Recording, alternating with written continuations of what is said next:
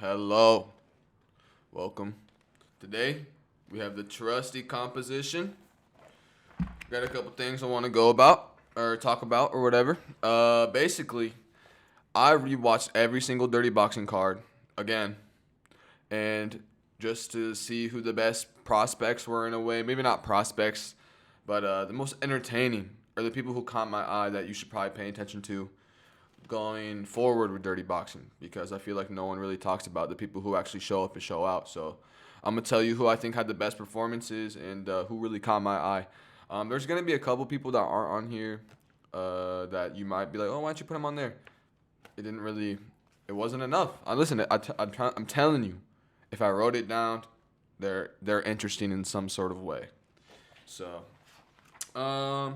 we have a couple, not a couple. We have a good amount of people that are just like who I want to talk about. I have a couple honorable mentions, and then I have some dirty boxing cuts and or never ring their phone again. Anything involving dirty boxing because what the fuck did I watch when I watched their fight? So let's get into it. Number one, flip to it. Sorry, we got Montavious Ware. Whoa. Dude, if you don't know, now you know. On some Dana shit. I know this is Dirty Boxing, Mike Perry. I don't have a good Mike Perry impression, but you know what I'm saying. Bro, Montavious Ware is a problem. His boxing, a problem. His head movement, a problem.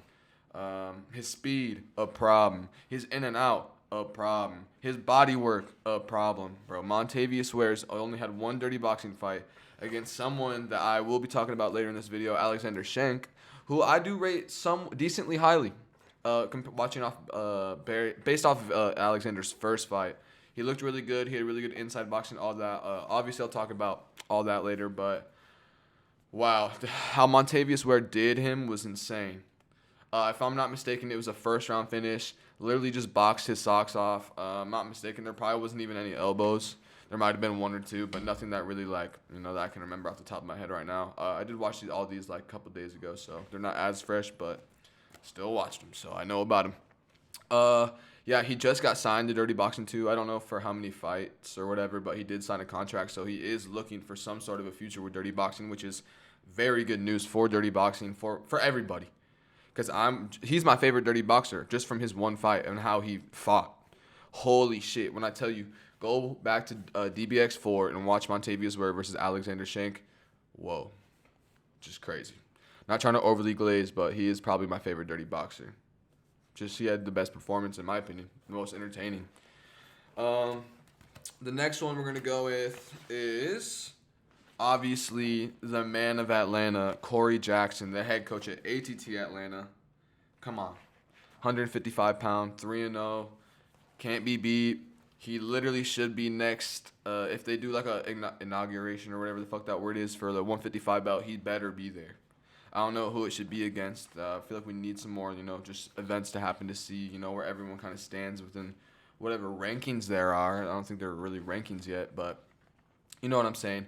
Obviously, the pre-run Dirty Boxing event which wasn't. I don't think it was streamed. No, it might have been streamed.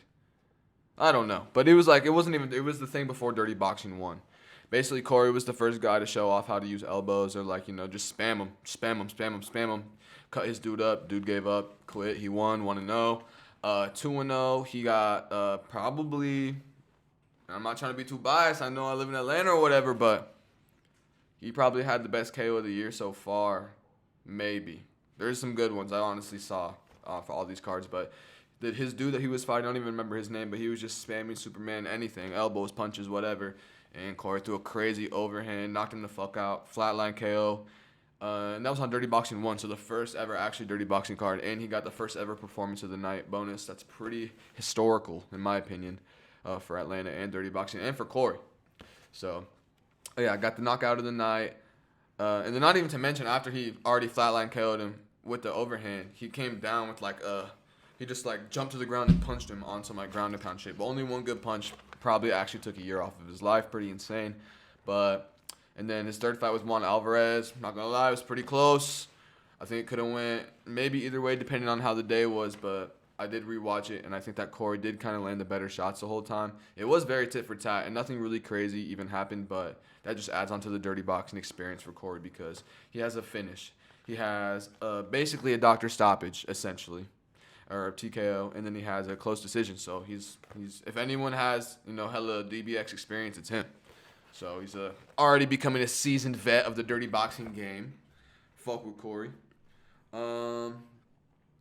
Yeah, so he's 3-0. He should be on your radar.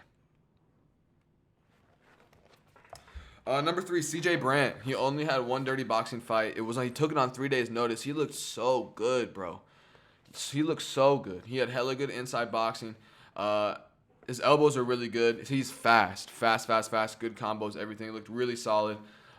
He is, what's his record? Sorry, I wrote it down. He is 6-2 in MMA, so he does obviously has a future in MMA, and long term, he's probably, thinking of fighting that than just like signing with Dirty Boxing right now. So, and I don't think I've seen anything on the Dirty Boxing Instagram that says that he's like signed a contract or is with like the promotion. So I bet it was just like a fight or just to get some experience, whatever. I would love to see him back. I just don't know if it would make too much sense for him to if he's really trying to chase MMA. He has he's a pretty record right now, so he should probably stick to that. In my opinion, that's where the money's really at is UFC and stuff. So shout out CJ Brandt, big fan of him. I hope to see you back, but I don't blame you if you don't. So number 4, Kat Nelson. I only got 2 women dirty boxers on here. Kat Nelson is a freak, bro. She's stoic. She just keeps the same face. She just walks you down, will cut you up. Just does what she needs to do. And I think her boxing's really good. Her elbows are really good. And she got good spinning attacks, bro. At one point in her first fight, I believe it was, might have been the second fight, but she threw a spinning back elbow or back fist or whatever. And then soon after that, she was fainting that. And then, I don't know. I know that's not like the craziest thing in the world, but for women's or whatever, I'm not trying to be that guy, but the style difference, not the style difference, but the level difference is there. You see it, but I don't know. I'm just saying, it's way closer in dirty boxing than it is in MMA. Just being honest, because I'll get into this later too. Women's dirty boxing actually has me hella entertained. Like the Jessie Jess Kat Nelson fight that should be on the next dirty boxing card to get the first ever women's dirty boxing belt for 135. I think it should be that. I think it should be them two, and I really want Kat to win, but I could see Jessie Jess pulling up, and I don't know. It just got me to get some mixed feelings about it. I fuck with both of them, obviously, but yeah, I don't know. No other weight class, or there's like nothing else going on between people calling each other out for real, besides Corey just calling out for a title shot because he obviously deserves it. Who else is doing what he's doing at 155? But that's besides the point. Yeah, Jessie Jess and Kat Nelson in the women's dirty boxing division is the only thing that actually has some like motion going, and it has me intrigued. Honestly, I'm very entertained. So yeah, shout out Kat Nelson. I really do fuck with her. She's probably my favorite girl dirty boxer, just being honest, no glaze, you know what I'm saying? But bro, just keep on sticking to it. I don't know if you ever watched this video or whatever, but bro, please just figure it out, do what you need to do. Please show up and beat Jessie Jess, bro, please. All right, number 5, the motherfucking wolf, Rob Perez. I can't believe he was gonna fight Jairzinho for the belt, but then something happened. I'm not sure. I wasn't paying too much attention around that time, but something did happen where that fight called off, and obviously you know how Jairzinho's fight went, and he won the belt on some random, basically not some random, but some guy that has a win in dirty boxing or whatever. But oh my God, Rob Perez. I need him immediately. I need him on the next card. You can tell that Dirty Boxing likes him because he gets promoted by them. He was, like I said, he was gonna fight Jairzinho, so I get why they were pushing him that way. But he's just he's a clip farmer in a way. Bro. He was over here flossing. He was over here. Well, his second opponent, he gave up or some shit. I think he gave up or got cut really bad or just broke his leg or something stupid fucked and he couldn't even get up. And Rob was just talking hella shit as he's on the ground, just in agonizing pain and just for no remorse for anything whatsoever besides himself. What is it? He's 3-3 in boxing, which is all right. 2-0 in dirty boxing, so I think dirty boxing probably where he should be. And I assume he signed the contract already because I would too if I was him. Rob Perez is very entertaining, and I hope that he honestly wins the next fight. I hope we keep the streak alive. Shout out to Wolf. Number 6, These next two are kind of like bigger names. Obviously we know. I'm not gonna like talk too much into them, but we have Andrei Arlovsky, heavyweight. I guess his 130 boxing fight was really entertaining, bro. He literally just landed like a step and elbow and cut dude's face right here so bad. The dude was leaking like it was honestly pouring out of his face, and it was pretty crazy. So he got a TKO with Dr. Stoppage in like round 1, might have been round 2, but I'm pretty sure it was round 1. But bro, yes, if Andrei Arlovsky just comes back, which I don't think he will. I believe he was just like a big name for that card to get people to tune in on one of the earlier cards. But he could literally just like smurf and clip farm and get a name for himself in dirty boxing. Him versus Jairzinho would be a scrap. I'm not saying I don't know who would win because I really haven't even had time to think about that potential matchup. But he has me entertained. He's dangerous on the feet. Obviously, loves spamming elbows. He's big. He's scary. He's got the experience fighting in cage. Is what his record is. Fucking 34-24. So holy shit. And that's MMA. That's just MMA. But yeah, I don't think I could see him coming back because I bet they're not getting paid too much crazy in dirty boxing. The bonuses are only like $2,500, which is still $2,500. I'm not complaining, but compared to someone like Andrei Arlovsky who's been paid bags, way bigger bags in his life. So next, Yoel Romero. He's had 2 dirty boxing fights. They were both finishes. Same shit as it goes for Andrei Arlovsky. He's just clip farming and like smurfing. He's really on an all account in dirty boxing. Nothing but clips for him. Fought a fucking Bigfoot looking dude, knocked him out with a body shot, and then body head combo. And then the first dude, he just knocked him the fuck out after spazzing on him, like in the first round, I believe it was.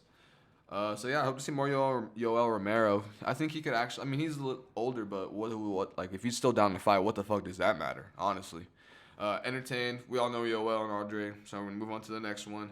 We all know. I'm not saying we all know this guy too, but he's a little older UFC vet or whatever. Francisco Trinaldo, bro, he's scary. Bro, he is scary. Bro, he's 2-0 in dirty boxing, 28-9 in MMA. Yeah, obviously fighting out of Brazil. I don't even know what to say. He's just genuinely scary and spazzes on you. His first opponent, he genuinely like assaulted. Like that should have been illegal. That guy should have never signed the contract. And he's also like 40 something, so he's like way past his prime, but he's still acting like he's in it. So that shit is what got me really hyped, to be honest. And I really think he does have a future in dirty boxing because it's just like his pressure, his boxing, his spaz ability to land whatever fluid combo he wants is there. And no one can really do anything about that. I mean, his last fight against Nayanesh Aman, who I'm going to talk about later, it got me kind of mixed emotions because Nayanesh isn't like the most like decorated fighter or whatever. He does, or I guess whatever. I take that back. He's been like a 4-time Muay Thai champion or whatever in Spain or Congo or something. But like, come on. We saw their fight or whatever. I honestly think just like how like all right Nayanesh is, Francisco should have done way more or finish him. I can't believe it went to a decision, being honest. But I'm not gonna say Nayanesh isn't that good because I do have him on here that I want to talk about as an honorable mention, foreshadowing that.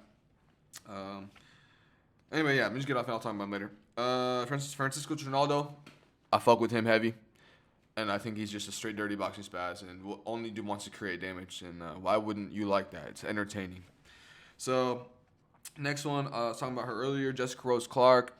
Obviously got left by the UFC, 11-9 MMA record, 2-0 in dirty boxing. Pretty good performances in both. Just all there really was just damage inducing, making her opponents quit. Jess gets hit with like a jab or anything, she just goes, just like rizzes her opponent up in a way. What else? Obviously got all the tattoos, you know what I'm saying? She's blonde, she got the face tats, she's looking good, she's attractive, whatever. And I'm not gonna say the same goes for Kat Nelson, that she's not attractive or whatever she is. I mean, whatever, that's a whole nother thing. I'm trying to sit here and talk about how hot they are. But I guess just promotability wise, I guess the man that the people's gonna be watching this type of shit like me, I guess, is gonna see, oh my god, this girl's hot, she's blonde, she got tattoos, she got a fat ass, wow, I'm watching this fight. Just saying that how it is or whatever for promotion wise. But yeah, nothing but respect for Jessica Rose Clark because, bro, her Muay Thai is I can tell her Muay Thai is crazy. I've seen some clips or whatever, insane combos. I fuck with the way she trains. Her dirty boxing is good. She knows how to use it and mix it up. Her footwork is beautiful. Everything, bro. The way she's elbows, bro, everything. You can tell she has good clinch. too. And so that's literally what you need, especially since you can hug for a little bit before the ref splits y'all up or whatever. But yeah, for like her and Kat Nelson, if that fight, I guess I'll just tell you my prediction right here. I want Kat to win, but I think Jess is gonna pull it off, and it could be probably will be unanimous decision. Probably just win the more clear rounds or whatever out of the 5-round fight. But I'm glad that would be a 5-round fight to a championship fight because they're my top 2 women's fighters right now, and I'm actually so excited by that potential matchup. That should be on DBX5, bro. Whatever that may be, whenever, wherever, whatever. Yeah. Shout out Jessica Rose Clark. And she's one of the only Australian dirty boxing people. I haven't seen another one. And she's a girl. So, yeah. Yeah. So, yeah. Yeah. Number 10, another big name, Jairzinho, DBX Heavyweight Championship, or champion. The fuck? We all know. We all seen him. We all fuck with Jairzinho. Did dirty by the UFC when he lost against Sergey Pavlovich. I assume it's because they're paying him a lot and they don't want to pay him that much to lose. Because he's not even moving up in the rankings. So I bet he was just, taking big bags from them. And they probably couldn't. They probably could afford it, but they don't want to because they're a business. You know what I'm saying? But he has a good home and dirty boxing as a champion. Folk with Jairzinho. Obviously, he's a decorated kickboxing champion. Got nothing but hands. I think what kind of makes me mad when I watch him fight is like, yes, he's technically sound because obviously look at him, but it's just like he's just so. But he's pretty impressive because all he has to do is land a jabber across. His opponent will get rocked, and then he'll finish up a ground and pound and like flatline knock him out from ground and pound. So can't really be mad at that. It's pretty entertaining. Can't wait for his next fight or defense. Hopefully against the Wolf that gets rescheduled. Next one, Michael Garcia. They were spamming the fact that he's a Dominic Reyes training partner, which honestly is pretty impressive. You saw the win streak Dominic Reyes went on earlier this year and a little bit of last year before he got slept by Carlos Ulberg in Perth. But he's 1-0 in MMA and 2-0 in dirty boxing. Got pretty chill, not too much experience or whatever, but his 2 fights were absolute scraps, and I was genuinely entertained. I mean, the second fight against what was his name? DaCosta, my bad. Against DaCosta. The second round and third round were kind of like slow or whatever. The first round was crazy. That's not on. Then the next 2 rounds were kind of like ass, but they weren't too ass. It's not Michael Garcia's fault. DaCosta was hugging. The ref had to split him up so many times, and Michael Garcia, bro, you could just tell he's fighting for his family, bro. Not even to mention that like he just looks like a fucking father from Cali. That doesn't take away from anything. That's what drags me in. I really fuck with him, and he's actually entertaining, good. He got hands. He's dangerous, I think. I could see him potentially being a top contender or maybe even challenging for the belt if he gets one more pretty good win for the heavyweight belt. Shout out Michael Garcia. I'm a fan. That's one of my favorite prospects as well with Montavious, where that just caught my eye because he's a lesser-known guy, but actually making moves in dirty boxing. So, Landon Quinones. He's 7-3-1 in pro MMA. Not a bad record. 1-0 in dirty boxing. He's 155er. Honestly, I could see him and Corey Jackson fighting for the 155 belt if Landon Quinones takes one more fight, wins in maybe not even spectacular fashion, but just wins because there's no one else for really a challenge for Corey at 155. This would be a good scrap because you saw how Corey fought against a Hispanic dude, Juan Alvarez, and Landon Quinones is also Hispanic, so I think it would just be another scrap. Mexicans are in their chin, not even just Mexicans, but Hispanic people in general just all got chins. It just is the way it is. That'd be a scrap, Corey Jackson versus Landon. And during the DBX4, which I think his last fight might have been DBX3. I think it was DBX3. Could be wrong though. He was getting an interview. Maybe I think it was by the Schmo or something. But yeah, I think Mike Perry. I don't know. He was talking about Mike Perry and talking about how he likes dirty boxing. He definitely wants to have another fight. So I could see him honestly just staying in there. It's a new promotion. John Jones, Mike Perry owns it. He could make a name.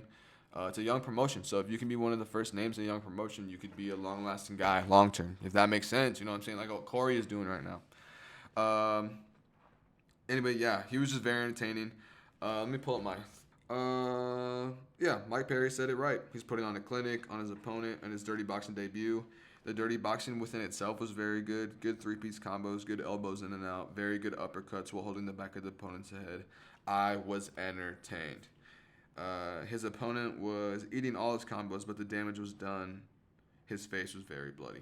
Those were the notes I wrote down for his fight. But yeah, I guess, I said it there. So let's just move on to the next one. Obviously, Bryan Battle. Come on. Hopefully, I really do want to see him back in the UFC soon, but I think he's really doing stuff in Dirty Boxing. But they are kind of setting him up with some cans. His first fight, easy scrap, easy win. Second fight, a little bit of adversity for Bryan Battle, even though it did end in the first. And it's not, when I say a little bit, I mean actually a little bit, because the opponent, I don't even know his fucking name, was just like, do, just spazzing and didn't even stop. Literally didn't even stop. Just instantly went for the kill. Basically gassed out. At one point, Bryan was kind of holding clinch, just kind of like breathing for a second. And his opponent literally hits 1, 2, 3, 4, 5, 6, 7, 8 body shots, but they do absolutely nothing because, once you just start spamming shots, your stamina kind of lowers immediately because, you're gassing. And, then he got slept, took a knee, looked at him like, and then Bryan just gave him a good, knocked him out. Some say it was a controversial stoppage. I think it wasn't because the dude took a knee and gave up. So, fuck that guy. And, I think he should never return to the Dirty Boxing ring again. Not Bryan Battle, but the opponent he just beat. But, I think he will stay in Dirty Boxing for a little bit. Maybe just get a couple more wins until he gets a UFC offer again. I mean, the UFC offer or money is probably significantly better, so I can't really blame him if he does. But, so set him up again. Let him clip farm for Dirty Boxing. We need the promo.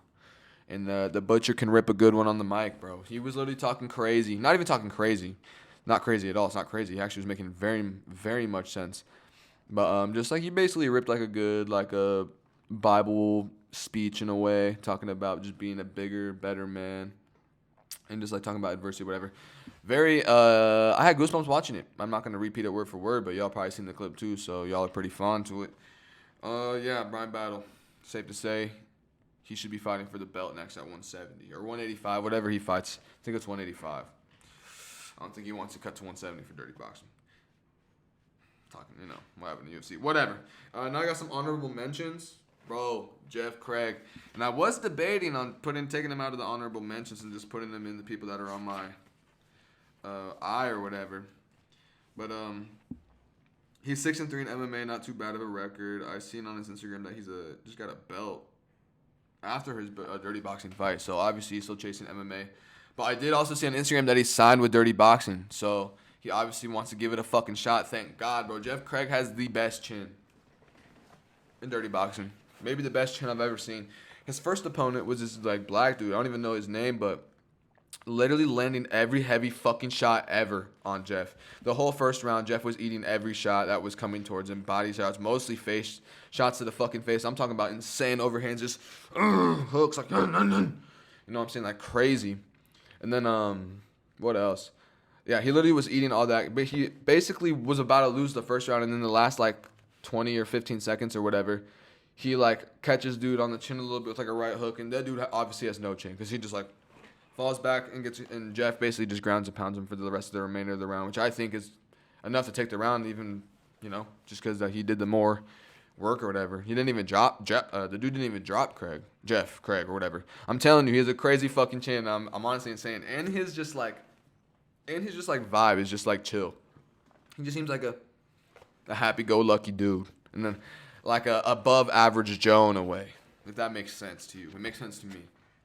But I fuck with Jeff Craig. Yeah, fuck it. He's not an honorable mention. He's with the rest of them. I fuck with Jeff Craig. I'm so glad he just signed a contract yesterday. So, number 2, Alexander Shank, bro. His first fight was so good.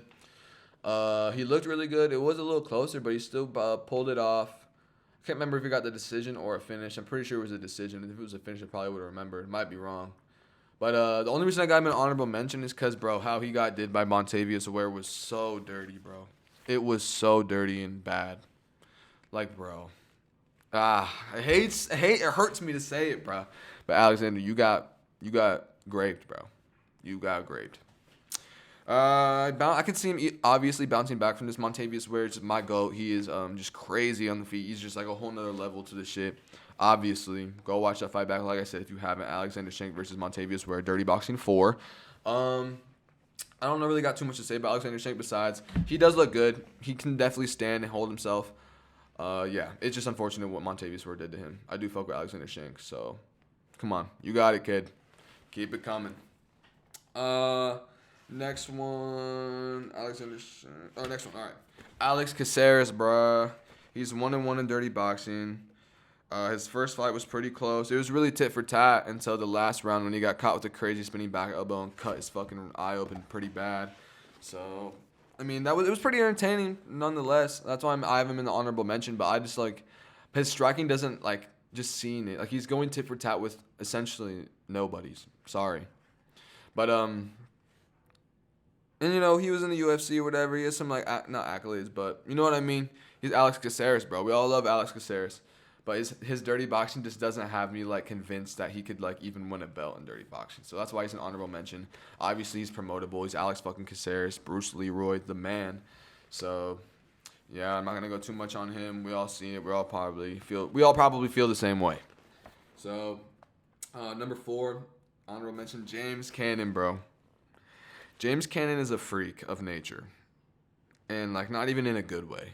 I'm not even trying to hate because he's 2-0 in dirty boxing, but bro, chill the fuck out and lock the fuck in. He's only winning by spazzing on opponents. His first fight, he just kept on spamming 1-2s against someone's dad, and then he got the knockout and started going on the fucking ring and started just spazzing. That was kind of fucking insane. In the second fight, I forgot what happened in the second fight. Hold on, let me check my notes. I don't even know what happened in the second fight, but I wrote here that he just spazzed on his first opponent, got the KO, and then brawled nonstop into a decision win for his second fight. Just pure will, and I see the entertainment in that. Just someone who caught my eye. Yeah, he does not. He slows down, but he does not give the fuck up. So if you want to see like just a Neanderthal fight for their life and pull off a decision or a fucking KO because you know he's got one of each, James Cannon's your guy. He's entertaining. I can't take that away from him. That's why I have him as an honorable mention. I just wish that he would technically, you know, get better. It's looking pretty bad for him. He's not his record's 2-0. He's doing good, but you can obviously tell he's like, if he gets one fight against some actual competition, he's gonna get probably knocked out. But yeah, shout out James Cannon. Last one, Nayan Shaiman. Oh man, he honestly didn't even look too crazy good against Francisco Trinaldo. Keep in mind, it is Francisco Trinaldo who's gonna just spaz on you until the actual very end. And the fact that he survived Francisco Trinaldo is why I wrote him down, because he actually looked decent in his fight with Francisco. His dirty boxing was good. His elbows, you can obviously tell he does hella kickboxing and Muay Thai. He has good clinch, good elbows in the clinch. He has a good fight IQ with his dirty boxing. You can tell that, but he has like a 5-10-1 record, which is pretty insane. And I was on his Tapology, and I don't even understand how he has a 5-10-1 record. Like, I genuinely am just confused, and it didn't even make sense. But oh yeah, he fights at 170, whatever. 169, whatever. Nayan Shaiman. I think if he has like more experience, he could actually like lock in and utilize his like skill set to actually like prove something in dirty boxing. So he's just on my eye. He's on my list of people that I want to look out for, or at least like honorable mention wise. He's not that good, but I see the potential. I guess my last. I actually got two. Sorry, I keep on fucking hitting the mic. I have a couple people that my 2026 dirty boxing cuts. Diego Romo. I wrote, he's a hug machine. He gassed in the first, can't box or throw elbows, and he headbutted Hodesine like 3 times. And then in the third, they clashed heads accidentally, and he cried, basically. Technically ass. He's not even talking to his corner when he's in the corner. He's obviously just like not good. He looks like a wannabe street fighter. His tattoos piss me off. He pisses me off by looking at him. Spaz in the first, gassed out. Had the shittiest performance probably on all of the boxing cards. Dirty boxing cards. Maybe not the shittiest, but one of the shittiest. Yeah, just get him the fuck out of here. He's a hug machine. He doesn't want the fucking scrap. He wants to try to get you out in the first and then hug you to a decision. That's not what we need, Mike Perry. Come on. Fuck Diego Romo or Diago, whatever the fuck. Number 2, Maurice Green. Listen, Maurice Green isn't even that bad. No disrespect to Maurice Green at all. Yeah, when he fought, he didn't even make me feel like how I felt watching Diego Romo. This is what I wrote down. Now that's what I call the Evanston, Illinois Leroy from Barry. If you know, you know. Bro, he did so fucking bad. He got KO'd in 35 seconds. He's big as fucking was like stomping as a feint or something, and it didn't even work. So he's just like, ugh. And his opponent just looked at him, wasn't even intimidated. He's 6'7". To be fair, he didn't even look too bad. He had solid head movement, and he got no chin at all. And for that, no chin at all. So for his health, he needed to go. Like literally, he was wobbling and couldn't even walk for 2 minutes. I genuinely felt bad. And when he, when he went to go throw a jab, his shoulder looked like it went out of place. So, and bro, it was like I said, it wasn't even looking too bad. It was literally like, what do I say? It was honestly quick. He like threw like a jab or something. No, he was up against the ropes. His opponent was like pressing him. He like kind of like got out of the way. But as he got out of the way, he threw the jab and then got out of the way. And that was the jab that his shit like got out of place. And then he like kind of like fell in the ropes a little bit, like kind of bent over, like hands in front of feet, if that makes sense, like on some positional shit, you know what I mean? And the dude just comes in, hits him in the top of the head right here. He falls back like, and then it gets kind of hit a couple more times, gets knocked out. But bro, like how the fuck does your shoulder fall out of place and you get knocked out in the like 3 seconds? Like that is fucked, dude. And he didn't even look bad. He just like his health, bro. Like obviously this is not meant for you. I feel bad, bro. You need to heal and be there for your family, like for real. But yeah, he got up. He couldn't even walk to the stool. He was like chicken legs or whatever. Yeah, I just feel so bad, so bad. Like I was like. And I guess the commentary was pretty confused too. What the fuck even happened? Like they were like confused at his shoulder. They were like at one point they thought he didn't even get knocked out because his shoulder injury. They thought he just kind of like stayed on the ground because of that. But then he got up and he just like couldn't even walk. So they're like, nah, his shit got rocked. What the fuck? So it was like a big confusing thing, and I hope he is healing good because holy fuck, I felt so bad. Last one, Joe Penafiel. Holy fuck, he made me mad watching his fucking fight, bro.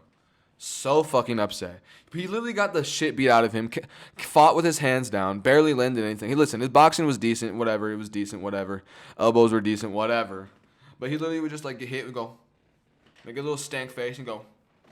Literally just emote the whole time. Bro, the fight ended because he kept on going, like emoting. Not even defending himself. Just eating shots. And the ref was like, dude, I had to end it. You weren't defending yourself. And he went, I understand. Like, come the fuck on. This is what I wrote down. Never call this man again because of his fighting style.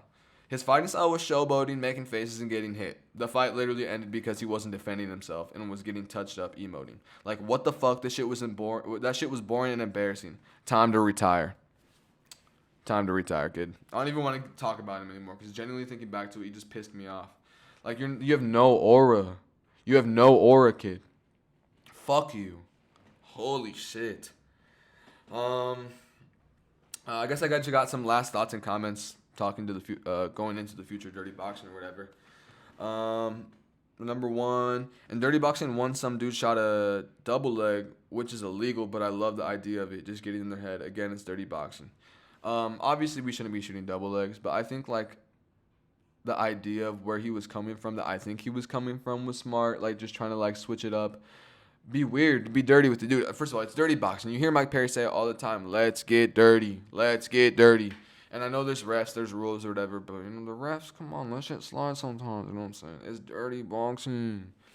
I guess there's like some techniques and stuff that should be allowed in Dirty Boxing that I think are being like underused. Like, let me stand up here and kind of show. Move my chair. I think you should be able to kind of like feint leg kicks. And I saw some dude doing it. He did look good doing it. The ref did say something though. He was like, watch the leg. But dude, in Dirty Boxing, you can fucking get your feet off the ground. In normal boxing, you can't. You have to keep your feet planted or whatever. But in Dirty Boxing, you can. That's why you can Superman jab, Superman punch, whatever. You can do Superman elbow, whatever. That's why you can do that. You're telling me I can't just just fake a tee? Fake a tee, I'm just I'm not even throwing it. I'm not even making contact. I'm just doing it. You know what I'm saying?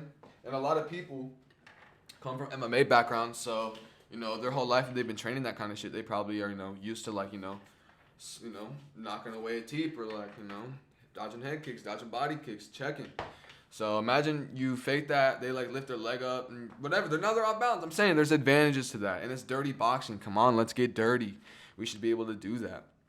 Another technique I thought would be really good is, and I guess this is me leaking sauce that my beautiful dirty boxing brain wants to do, is like, bro, hook, cross, uppercut, just fucking, bro.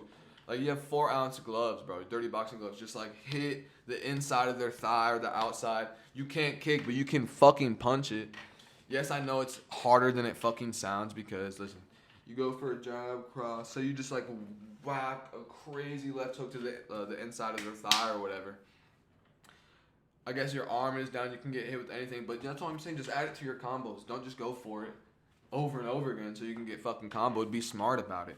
Beat up some legs. You can't, like, if you can't kick, you can punch. It's dirty boxing. Let's kick, well, not kick. Let's punch legs, bro. Come on, this is a different sport. Come on. Just like, throw it in there. Like I said, hook, cross, hook to the fucking inside of their left thigh. Come on, and nobody conditions that. That's all Tubbs preaches. Nobody conditions there. Buddy, come on. What else? Last technique, it's not even like crazy. It's not even a different technique. Nobody does it, bro. Shoulder bumping.